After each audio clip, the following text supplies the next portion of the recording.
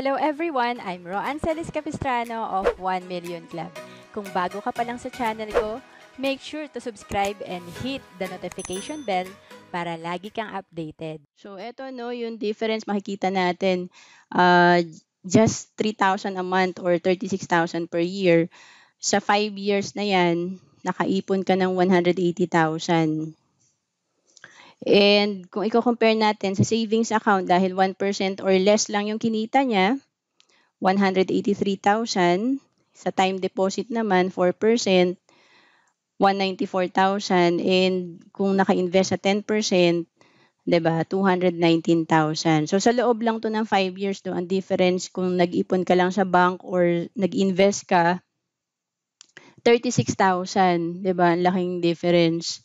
Lalo na kung mas mahaba yung time na meron ka, no? Kasi nagko-compound yung investment natin. And actually, kung titignan natin to, malaki tong 36,000 per year. Pero kung i-check nyo yan, 100 pesos per day lang yan, which is 3,000 per month, 'di ba? So, eto, savings pa lang yan, hindi pa tumubo.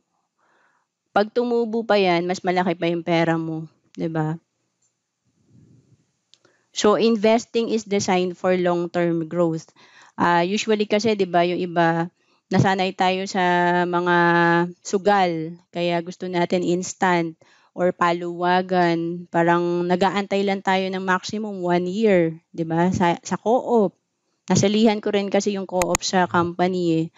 So, bago mo pa ma-receive yung fund mo, iniisip mo na kung paano mo siya gagastusin, 'di ba? So, mali yung mindset natin kasi dapat talaga laging long term. Ang mga mayayaman, long term mag-isip. No, yun yung difference sa mahirap, middle class, lagi lang short term, 'di ba? So, pag nag-iinvest tayo, kailangan long term kasi money takes time to grow. Okay? So, para siyang tinanim natin na punong mangga, hindi yan basta mamumunga, 'di ba? So, eto no, makikita natin dito, 1,000 per month, no, kung naka-invest sa 12% per year ang interest. In 20 years, may 1 million ka na, 'di ba? So, lahat ng estudyante, turuan natin kasi kahit 1,000 per month lang, pagka-graduate nila, sa first job nila, itabi nila, may 1 million sila after 20 years, 'di ba? Eh, paano kung 2,000 per month?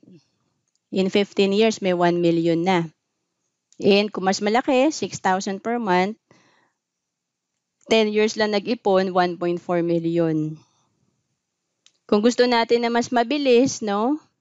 Sinasabi lang dito, kung gusto mo mas mabilis ka makaipon ng 1 million, lakihan mo yung ipon mo, lakihan mo yung investment mo. Like, ito, 15,000 per month, in 5 years, 1.2 million. So, may mga nakikinig ditong OFW, kung target mo mag for good, no, wag mo nang antayin yung 10 years, 15 years kasi nasa IMG ka na eh.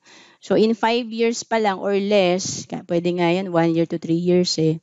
Kung kumikita ka na extra 15,000 per month, nasa-save mo yan, nai-invest mo yan, in 5 years may 1.2 million ka na. Diba? So, minsan iniisip natin na mahirap mag-ipon, pero kung i-check mo talaga yung 100 pesos per day o 3,000 per month mo, kukunin mo lang talaga dun sa pinagkakagastusan mo na hindi naman importante, no? So, yun nga yung sinasabing, mag-sacrifice ka muna.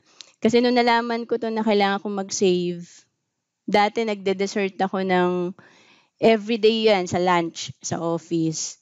So, mula nung nalaman ko to, hindi ko siya inalis totally, pero pwedeng gawin mo lang siya na twice a week, no? Hindi everyday. So, nakaka-save ka pa rin.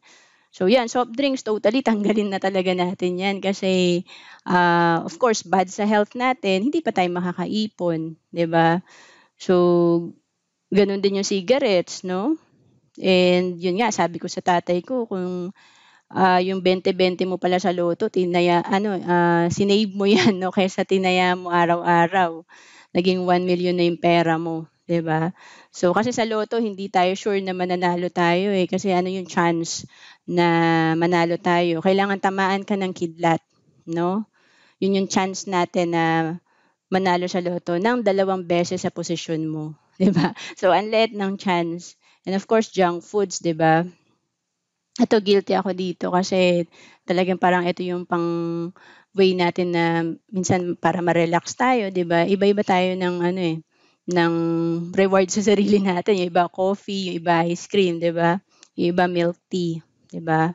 So yun, for me 'no, hindi kailangan tanggalin lahat.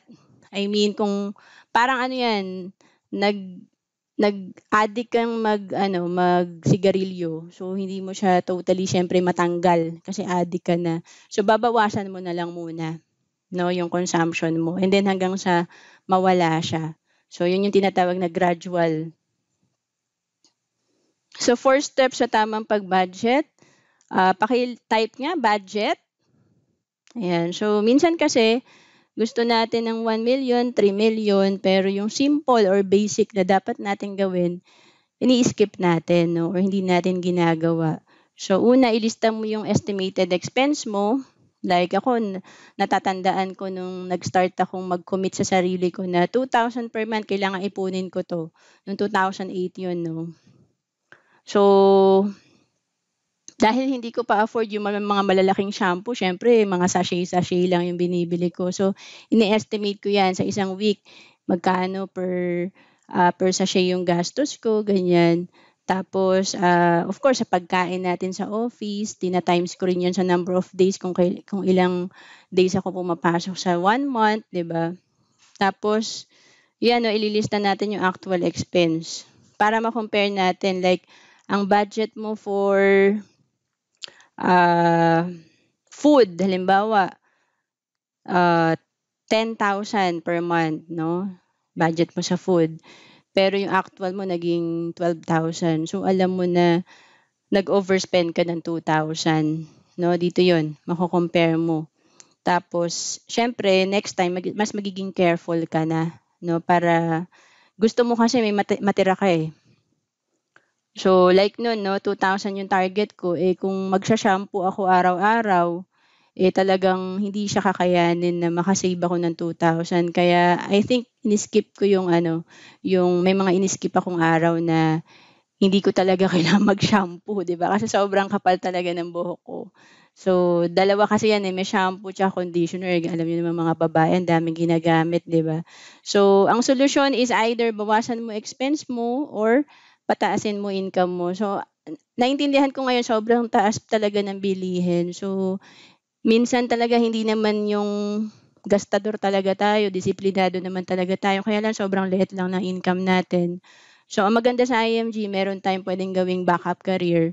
So, dapat gawan natin ng paraan yung income natin, puwede naman nating mapataas 'no, like recently may in-upload ako, so sabi ko, "Dun sa total na kinita mo naka-save ka ba ng 10%?" So, siyempre may mga nagreklamo 'no, paano daw sila makaka-save, eh, ganito lang naman ang income nila.